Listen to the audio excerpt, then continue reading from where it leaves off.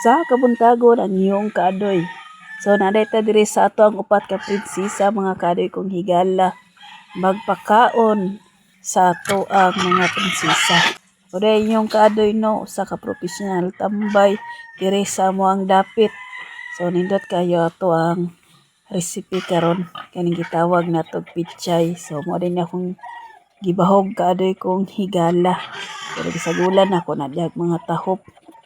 So arang kalami kani ilahang pagkaon karon kaning presko nga gitawag natog pichay. Ikan man ta sa hinaguan garden mga kaadoy kong higala no. Tapos napamantay na daginot dito nga nagpruning mi ako na lang po gihatag kani ato ang mga prinsesa. So arang kanindot kani ato ang pamahaw karon nga atong prinsesa nga perting lamiag tirada.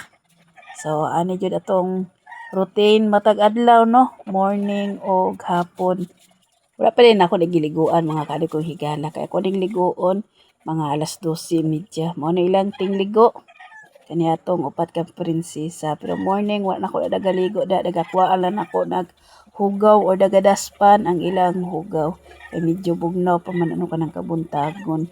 Mong udto na ako ni sila ligoon. So maayong buntag sa tuwa mga kaadoy kong higala.